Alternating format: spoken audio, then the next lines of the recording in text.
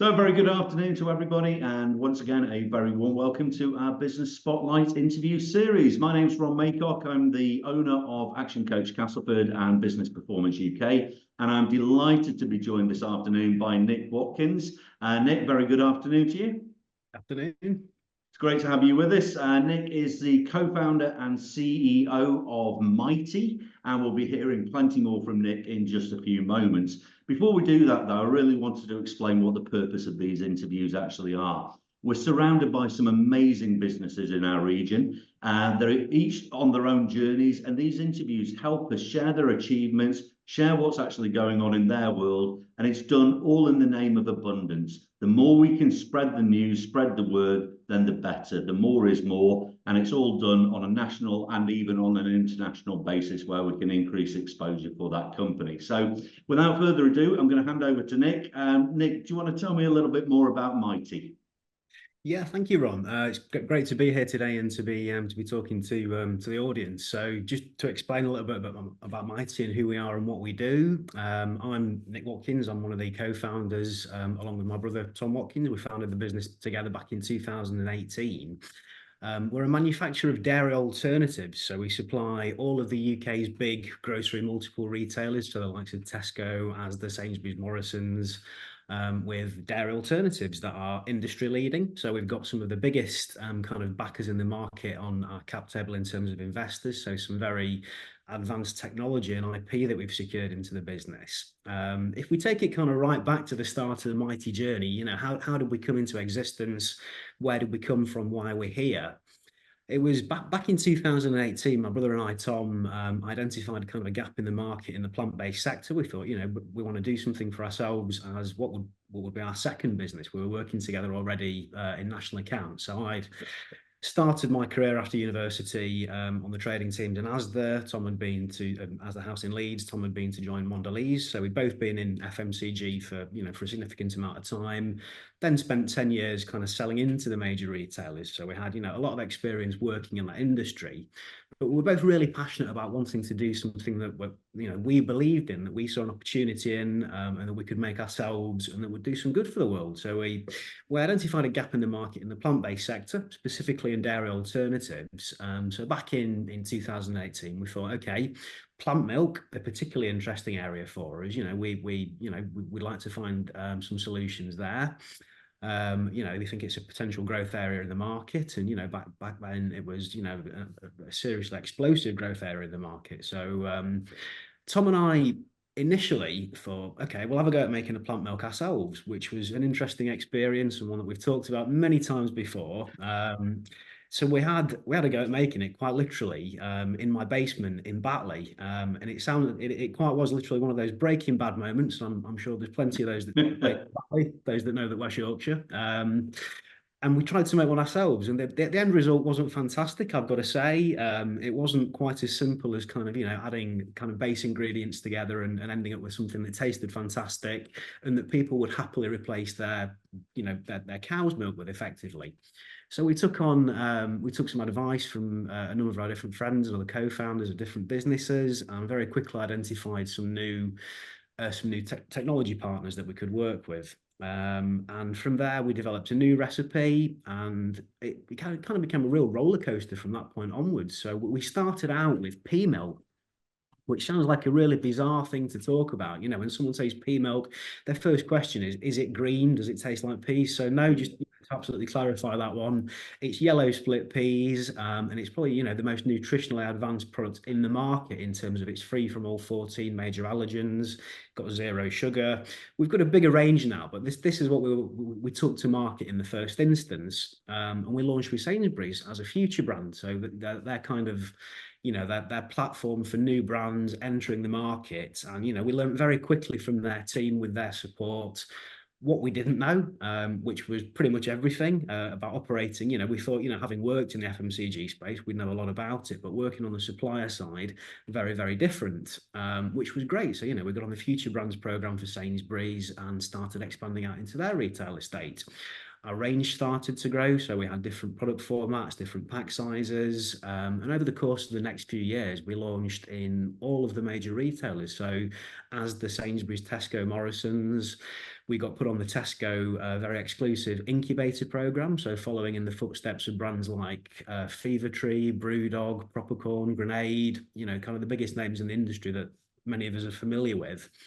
And that was a fantastic experience. So, not just one incubator program, but two incubator programs from two of the UK's biggest retailers. And yeah, we've kind of, continued to expand from there. So the range has moved into, we've got a range of protein powders. We've got a range of, we acquired some very interesting IP. So we've acquired IP, intellectual property, in the form of precise fermentation technology that's globally exclusive to Mighty. But what it does is we recognize that consumers that are moving into the plant-based space, they don't want to sacrifice taste. They don't want to sacrifice quality in any way, shape, or form. And we're very much focused on being an inclusive brand. We want to have an offering that, encompasses everybody. So if you're a single parent, looking to provide the best possible dairy alternative for your, for your children, if you're, a gym goer that, I wish I could say, well, that goes to the gym 6 times a week, that's looking for nutritional excellence in the form of our pea milk, which is the highest protein, most nutritionally advanced dairy alternative in the market. We have an offering for absolutely everybody in the market. So it's been a really explosive growth journey for us, kind of going from a standing start in 2018. Me and my brother kind of sampling, on our own in Whole Foods, to, getting phone calls from the major retailers saying, we've seen your product, we'd like to list you. Normally it's the other way around, suppliers are chasing retailers saying, can we have a conversation about coming to to supply you guys? But that very much wasn't the case for Mighty. So an explosive growth journey, lots and lots of learnings along the way. We continue to enjoy a huge amount of success, and like I say, operate in different channels. So grocery being one of them, D2C, direct to consumer, another, business to business. And it's been an interesting time. I mean, going through the pandemic was an interesting one for us. Having a long life product at a moment in time, when that is probably the most in demand thing. The supermarket is the only place that people can go.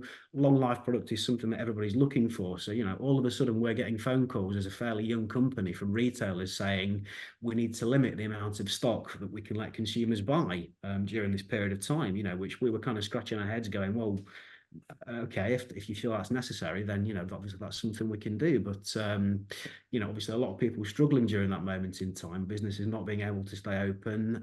But for us, very lucky that we had the opportunity to be in major retail in that channel that stayed open, and continued to grow through that very difficult period that a lot of businesses struggled through. Absolutely. And just going back to the very beginning then, what was the driver? Was this a commercial decision of a gap in a market, or are you or Tom lactose intolerant, or do you know people who are? Was this driven by personal motivation to fix a problem, or was this simply a commercial opportunity with a space that you'd identified that had opportunity as a business?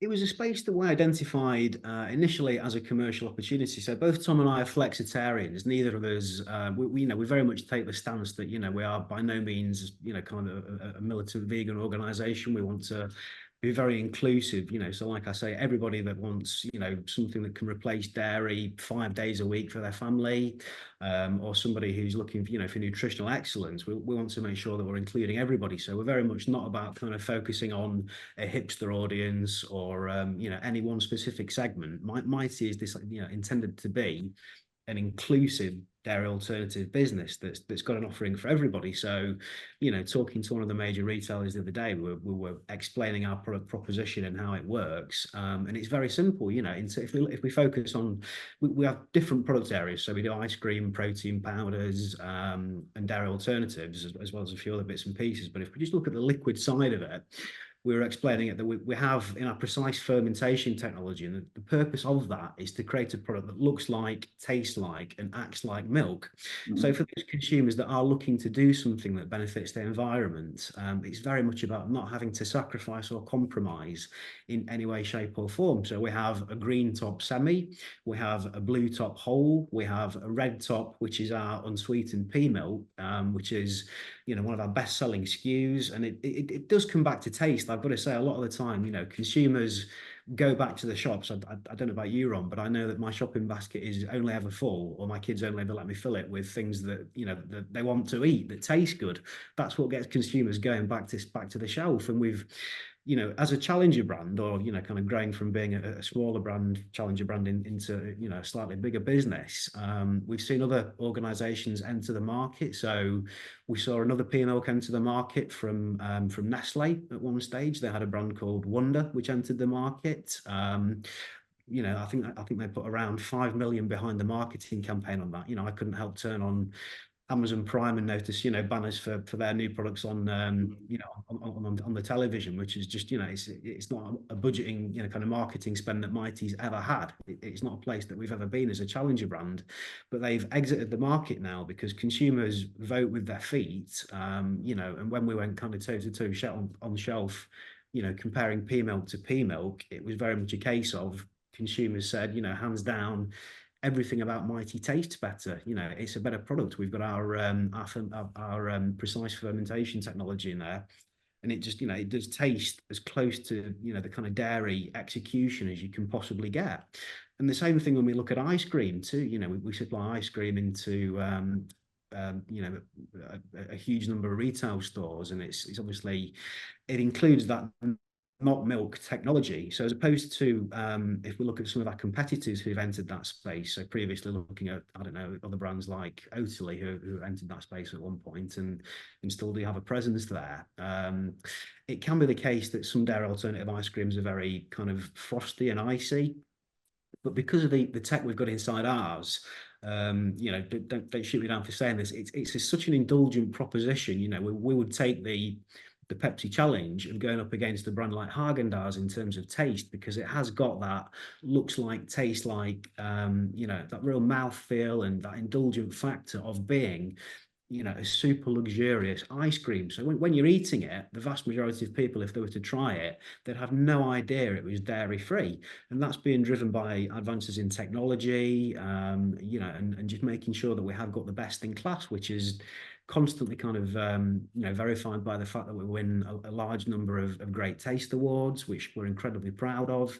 And we're always, you know, working very, very hard to make sure that we're constantly improving. You know, every 1% improvement we can make to our products, be, you know, whether that be in the supply chain, you know, in the taste profile, we're always looking for those 1% improvements, because we're so conscious that, you know, they add up to make that, you know, that there's bigger changes to the business overall. So so yeah, very, very focused on delivering absolutely the best that we possibly can for the consumer. You know, and that revolves around taste, simplification, making the category inclusive and understandable so consumers know what they're buying. It's a confusing category. If you look at dairy alternatives these days, there's so many products on shelf that look so similar. You know, Mighty's very focused on how do we become that inclusive brand where consumers that are looking to move into either fully or partly into a plant-based alternative milk, how do we make that journey as simple as possible for them? And it's by giving them, you know, the right product for the right usage occasion, you know, for the, you know, for their family or for them individually, and just explaining that message really simply. And, you know, we kind of go above and beyond to, you know, to also educate about sustainability as well, because, you know, when we're talking plant-based, sustainability is of course a factor. We would say that, you know, kind of taste is the most important. You know, taste arguably is kind of first, second and third most important, because consumers of course want to buy something that tastes great, but, you know, sustainability does have a role in there too. And we were very proud to be the first brand on shelf that had an eco deck. So in the same way that you get on the back of packet, you know, it's a legal requirement for all products to have a nutritional deck that talks about fat, salt, sugar content, whatever it might be. We worked and pioneered with Oxford University and Foundation Earth to be the first brand in the UK to launch an on-pack eco deck, which had an independently third-party verified life cycle analysis, so kind of cradle to the grave. So, looking at a statistical model that looked at how much water falls on the fields where we grow our crops, how do we transport the crops to the factory, how much energy do we use in the factory, and kind of putting an eco score next to all of those things. So, taking it a real step above what some of the competition have done in terms of talking about just carbon emissions. We've independently verified carbon emissions, biodiversity, water usage, land usage, every possible metric that you could need to understand what benefit you're having to the environment and overall sustainability by buying that product and by not buying the dairy equivalent. And also to help consumers understand that, because I don't know about you, Ron, but I don't know what a ton of CO2 looks like. If you said to me, what does a ton of CO2 look like? I'd be kind of scratching my head going, I'm not entirely sure. So we kind of worked with Oxford University to help consumers understand that on the side of pack and quantify it in terms of water usage. How many Old Trafford's worth, if you were to fill Old Trafford with water, how many stadiums of water have you saved by buying this product? Or how many hot air balloons of CO2 have you saved by buying this product every time 1 million litres of it have been purchased? So it's about educating the consumer on that journey. But at the same time, it's about consumers, the consumers vote with their feet. Inevitably, that's the way any market is led in any direction. And Mighty are about being inclusive and helping consumers that want to go on that journey, take part in it effectively. So, we are very conscious never to be preachy and say you must never drink dairy milk, you must never consume meat.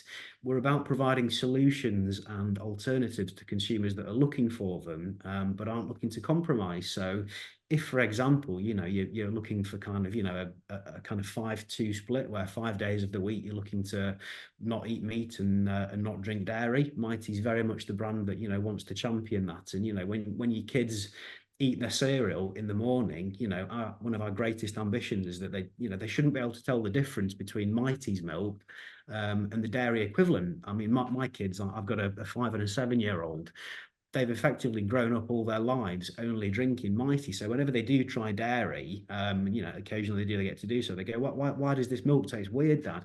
And it's like, well, it's dairy milk, that one, this time, kid. And I'm like, oh, well, can we not have Mighty instead? I've paid them a lot to say that every time they get asked that question.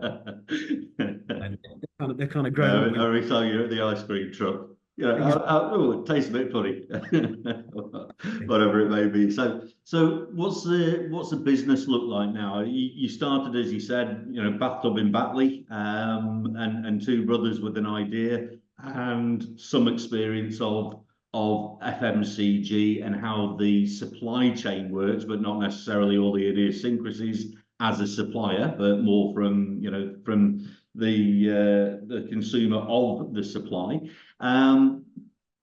So what's your footprint now in terms of, you mentioned manufacturing and things like that? Is that done internally? Are you outsourcing and licensing your IP and getting someone else to do that? Do you own your own manufacturing? What's it look like these days?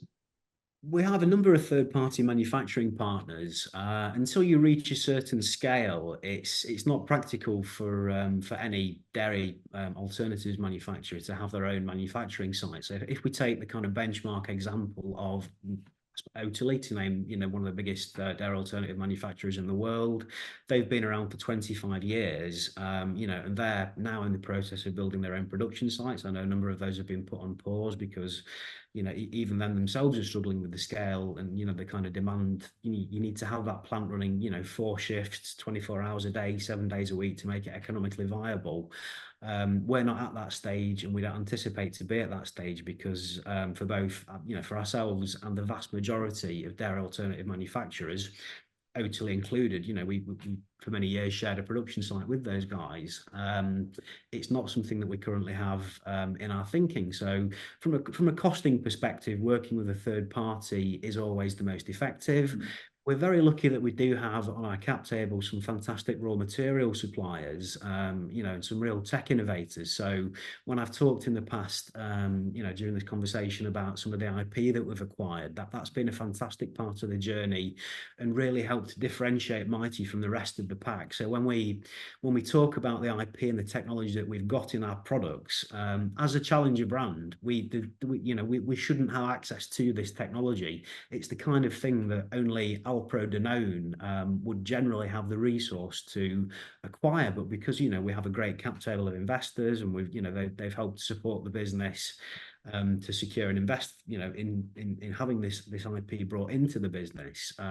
We are at the cutting edge, whilst being a challenger brand, of delivering the best that food science possibly can. I suppose the next evolution in dairy alternatives will ultimately be cell-based, but there's a huge amount of obstacles to overcome there before we get to that stage. I mean, starting with regulatory, I know, obviously in the meat alternative space, that's something that's starting to be explored around the world, but in the UK, there is no kind of regulation and kind of conversation taking place currently around cell-based, or it's not at an advanced stage yet. And also from a commercial viability perspective, I don't think many consumers are going to be prepared to pay £1,000 for a litre of cell-based milk. So whilst that ultimately at some point in the next decade probably will become the future in terms of the next generation, if we look at the evolution of the category, if generation 1 of plant milk was the guys wearing sandals, putting oats and water in the fridge overnight and coming back to it the next day and drinking it, and that being oat milk generation 1, that was that. And then generation 2 was where kind of most of the market are and kind of still remain for the great part, where they take those base materials, but then try to add things like bitter blockers and flavor enhancers to make it taste more palatable to the consumer. That's probably generation 2.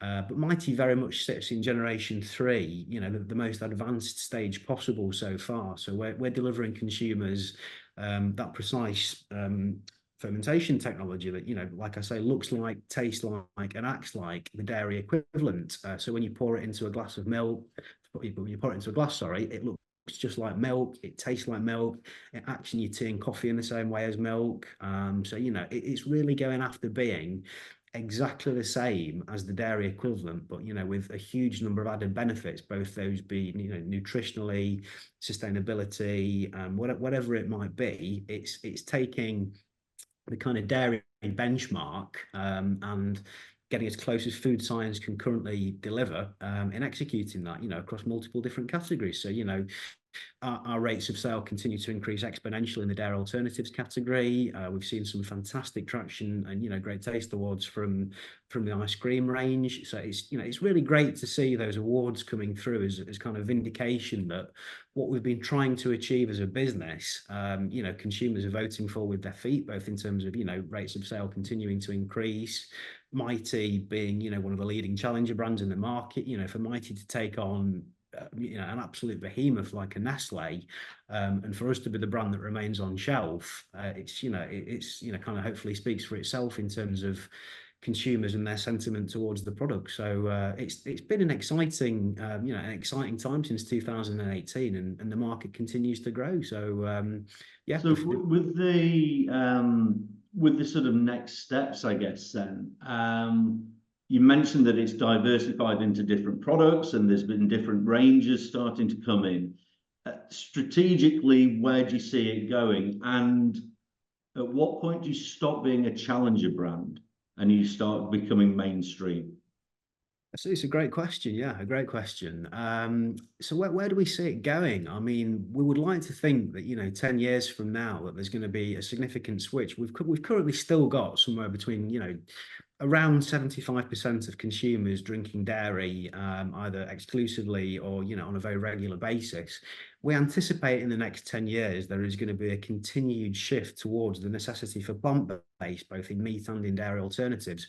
just speaking, for you and I or anyone that's listening on a personal level, the biggest impact that any one person can have individually is their consumption of meat and dairy. They're the two biggest things that any one person does to have an impact on the environment. So, by reducing your intake of meat and dairy, even if it only be for a few days a week, you are having a very significant impact. So we think that in the next 10 years, that shift in terms of percentages of people, only drinking dairy is going to reduce very significantly. And we think that the market's going to shift, and continue to shift as it has been doing for the past few years, very much in favor of plant-based. So people will continue to either supplement or replace their existing diets with more and more plant-based products. And we'd like to think that, 10 years from now, that there'll be plant-based products in, plant-based dairy alternative products in every fridge across the UK, probably in mainland Europe. I mean, there's a lot of countries across the world that we'd love to say we'd like to see that happen in the next 10 years. But when we talk about this market, we're talking specifically in relation to this conversation about the UK, where do we see it 10 years from now? So we'd love to say 10 years from now, there will be dairy alternative products in every single fridge across the UK. That's what we're focused on doing. And the market sentiment continues to indicate that that's the direction that we're headed in.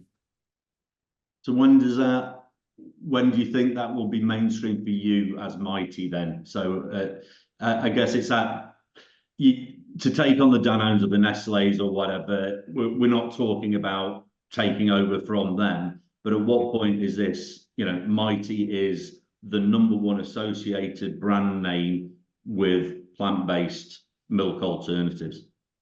Yeah, it's a fantastic question. I was literally sitting with, one of the category buying managers for one of the big four major multiples the other day, having exactly this conversation. At what point does something move from being kind of challenger to more mainstream? And it's something I know that, the retailers are focused on too, in terms of getting the offering and the positioning right for the consumer. So, merchandising in store is something that's very key. I mentioned earlier that plant-based as a category is very confused. It's very confusing to shop. If you're new to it and you approach the category and you kind of look at that wall of dairy alternatives, you almost don't know where to start. You've got different variants, you've got different usage occasions in terms of barista or maybe flavored barista products.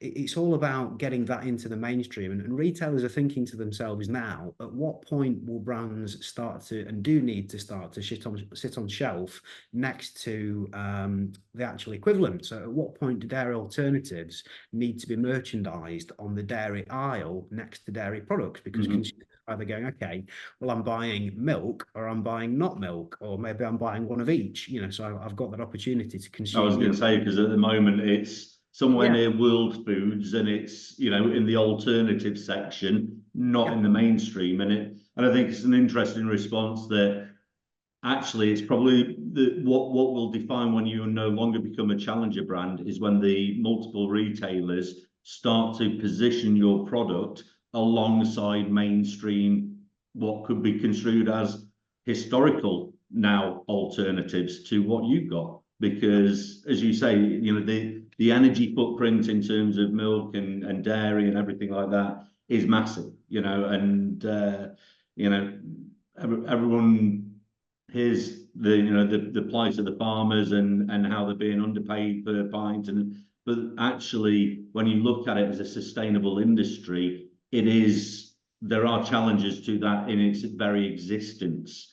And therefore there's got to be alternatives. And especially when you were saying about international, the fact that you've got powdered based products mean that, supplying to the African markets and things like that with, if it gets into sort of baby milks and things like that, then you're into a very different kind of approach where it's used as an additive almost in various different food products, just using your product or your fermentation IP to then bring it out of powder form into the liquid or however it's done. But so things have gone well. Things have gone exceptionally fast in the last 18 or since 2018. So last sort of 6 years or so. What's been your biggest mistake that you've made? The biggest mistake that we've been made, I'd probably say, I know that having been asked this question before, and my brother would give the same answer. The biggest mistake that we probably made in the early days was trying to carry too much on our own shoulders too much of the time. So when you are the founder of a business and it's the kind of first FMCG brand that you've made, whilst I've got children myself, these things do feel very closely personally connected to you, and there is a danger that you can sometimes try and feel that nobody could possibly do the job or care about the job as much as you can.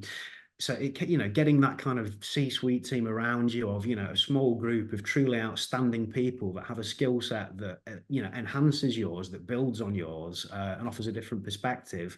That was probably one of the biggest mistakes that we made, not bringing in some really great individuals into the business that had a knowledge base that we didn't have.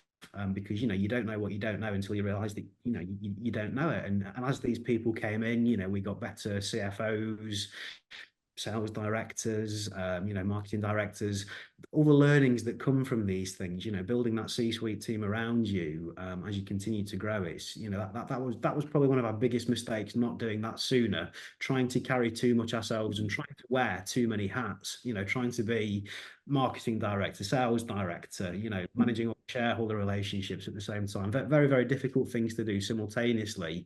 You find yourself spread too thin. So that would probably be our biggest mistake. But yeah, I mean, we've made. It's interesting because doing what we affectionately call superhero complex of taking on everything and just going, I'm the answer and everything like that is great. And even when you build your team, the moment that you bring in third-party investors or equity, support or whatever it may be, their agenda is very different.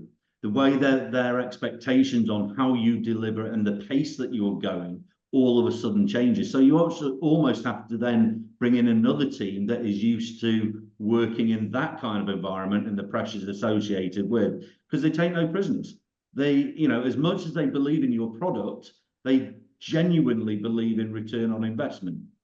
And therefore, if they're backing your business, they want to see that return within certain milestones, certain timelines. And that's something that people go, but I've done everything. I've brought in some brilliant people who have taken it as far as, and then you bring in these investors and all of a sudden it's another tier of skill set that you need to introduce.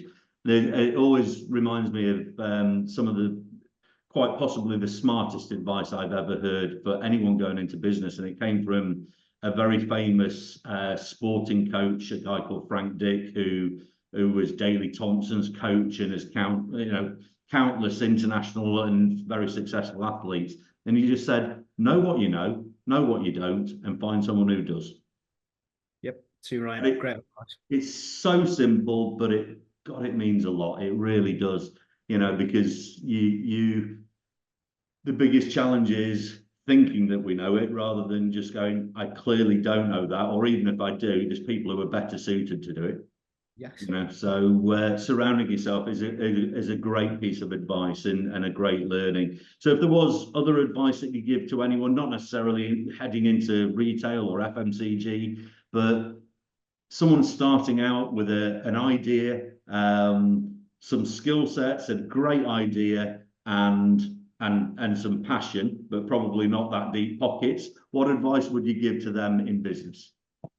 What advice? Focus on the fundamentals from day one. Make sure the unit economics work. So when you're kind of building that case for the business, look at it. Depending on what channel you're looking to go to. So if you're focusing on a D2C product, you need to think very carefully and probably learn a bit about how does the D2C channel work. So .com sales, what are the key kind of metrics that you need to understand to get a return on investment on marketing spend there, because that in itself is such a unique channel. There's an entire kind of skill set that goes behind that. So, when you talk about channel segmentation, you've got grocery retail, which in itself, requires, a dedicated team, dedicated skill sets. D2C and kind of B2B, very, very different. So, making sure that you understand how to get that .com execution exactly right is a key one these days, because, when we talk about launching a business and you've not got those deep pockets, going straight into retail isn't necessarily something that's viable for a lot of businesses, because you've got the overheads of large production runs. Bigger organizations, the likes of Tesco are going to want to see, for the majority of the time, proof of concept. So they want to know that you've got some traction in the market in the first instance. So, yeah, that would be my kind of initial advice. Learn as much as you possibly can. Talk to other founders of businesses, and depending on what area you're looking to go into, there's plenty of founders out there that have been on the journey and started a business, and it's either succeeded tremendously well, or it's failed, or it's been somewhere in between. But the more people you talk to, the more learnings you can get, and the more you can expand your network. That will be my kind of key takeaway. Talk to as many people as you possibly can, and ask them exactly that question. In the early days, what could you have done kind of better? What are the mistakes that you've made? What would you do kind of better next time around? And it's very dependent on what the product is, what channel you're looking to go into. But there is a real wealth of knowledge out there. And my experience of working with other founders is that people are very keen to talk and share their experiences and support each other. There's I've probably in the past few years never experienced quite so much of a network of founders in the industry that are so keen to support and work with each other, and and collaborate as well. The collaborations that take place between brands, that's an interesting way to enter the market. You've seen some huge commercial success take place, albeit fairly unique, with celebrities endorsing products and using those as a way to enter the market. There's 1,001 different ways to go about doing things, but it's very specific to what is your product, what is your channel, and talk to people that have done something similar and ask them that question. If you could go back and start your journey again, what would be the first thing that you'd change about it? And I'm sure every founder would have a different answer to that question. But you're quite right. It's a great question to answer, and hopefully, as my kids are always saying to me, when I grow up, I want to start my own business. And I've heard that sentiment from so many young kids these days. When I was at school, the question was, what do you want to be when you grow older? A footballer, a spaceman. These days, it's what do you want to be? And the kids are going, I want to be an entrepreneur, or I want to be, this, that, and the other. It's such a common That's thing. all I get from my 15 or 14-year-old, as he was saying it, but from the age of 14. And what you were saying about other founders, and I'll share this because I just thought it was a touch of absolute class. We have an event every year called BizX, and we have sort of 8-10 world-class sort of speakers on various different things over a 2-day period. And at the end of one of those speeches, we had Stephen Bartlett last year, not this year. And I'd gone up to Stephen at the end, and everyone else was getting the book signed and, the Sexy Happy Millionaire. And I turned around and said, look, it's my 14-year-old or 13-year-old son's birthday in about 2 days' time. The number one thing on his Christmas list was your book. He's read that. And when I asked him what he wants to be, he said, I want to be an entrepreneur. So Stephen was rushing. He'd been told by his PR person, you've got a helicopter to catch, you've got to rush off, everyone keep it down to a bare minimum. And he took the time to take my phone off me, go, here's a message for Ollie, happy birthday, I'm here with your dad. Maybe I'll see you on Dragon's Den. In fact, maybe you'll be the one sat next to me.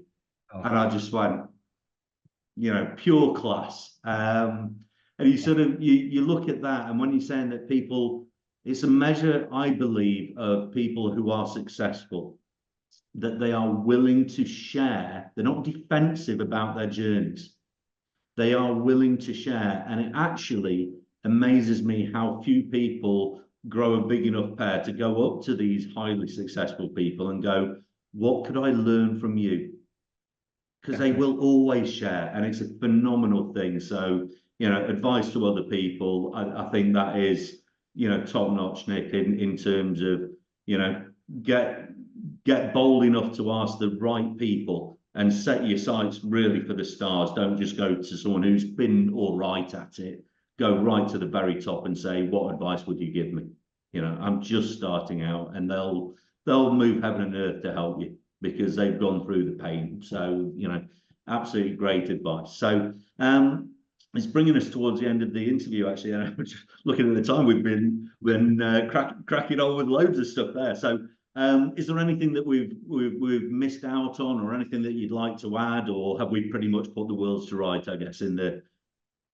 I think we've covered quite a lot of ground there. I mean, hopefully there's some useful insight there for some of the listeners. One of the more interesting innovations that Mighty's about to bring out that you'll start to see on shelves in the next few weeks. So in July, we're launching into about 700 Holland and Barrett stores our latest innovation, which is a powdered oat milk, which was featured on BBC Comic Relief recently. The guys were talking about Dragon's Den. So Sarah from Dragon's Den, she took some of our oat milk powder to the Arctic to use to make their tea and coffee. So as opposed to having a dairy alternative that includes liquid, what's the most obvious ingredient you can take out to make it even more environmentally friendly is the water, which forms, kind of 80 to 90% of the total material in there. So we're very excited to see that one launch in market in the coming weeks. And like I say, it's already been to the Arctic. It was on BBC Comic Relief, and it's one of those things that you kind of add straight to your tea or coffee, as opposed to, kind of having to make a milk base in the first instance. And